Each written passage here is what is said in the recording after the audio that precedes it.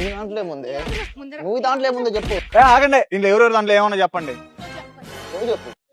మీ ఎవరెవరు చెప్పండి రా నాయన. సరే, నా దాంట్లో మా తమ్ముడు కొంచెం బుక్కులు ఉన్నాయి చదువుకోవడానికి. నా దాంట్లో మా చెల్లి కోసం టెడ్డీ వేర్. అయితే నన్ను ఫాలో అవ్వండి. నువ్వు ఇన్నే ఉండు, నువ్వు రా లోపలికి. బాగానే ఎక్స్ట్రా మీది మొత్తం 120 pounds అయింది, పే చేయండి. ఇప్పుడు నీది ఎత్తుకోరా. నీకున్నంత గొప్ప వలుపు మన ఏరియాలో ఎవడకుండదురా. నీది మొత్తం 48 pounds అయింది. అయింది. వాడిదేమో 48 ఛార్జ్ చేసావు, నాకేమో తక్కువ ఉంది అయినా 120 ఛార్జ్ చేసావు. అది ఎలాగా?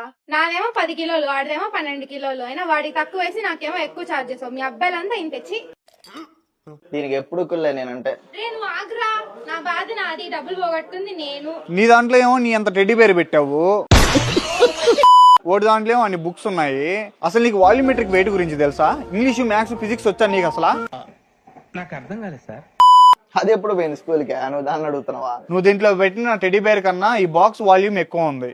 సో మేము వచ్చేసి వాల్యూమెట్రిక్ వెయిట్ బట్టి ఛార్జ్ చేస్తాం అనమాట. సో ఇప్పుడు సోహెల్ ఇచ్చిన ఈ బాక్స్ వచ్చేసి వాల్యూమెట్రిక్ వెయిట్ ప్రకారం 10 kgs, బట్ కానీ దీని లోపల వెయిట్ వచ్చేసి 12 kilos ఉంది. వాల్యూమెట్రిక్ వెయిట్ కన్నా లోపల ఉన్న స్టఫ్ ఎక్కువ బరువు ఉంది కాబట్టి నేను 12 kilos కి ఛార్జ్ చేసా, 48 pounds. Less than volumetric weight అయితే నేను వాల్యూమెట్రిక్ వెయిట్ ఛార్జ్ చేస్తా. గ్రేటర్ దెన్ వాల్యూమెట్రిక్ వెయిట్ అయితే గ్రేటర్ దెన్ అది ఎంత ప్రైస్ ఉంటే అంత ఛార్జ్ చేస్తా. అర్థమైందా? నాకు అర్థం కాలేదు సార్. నీకు అర్థం కాదని నాకు తెలుసులే. సర్లేరా, ఎంతైతే ఏమో డబ్బులు తీసుకున్నాం కదా, పోదా. అమ్మా, చాలా రోజుల తర్వాత మళ్ళీ నిద్ర వస్తాను బాగా.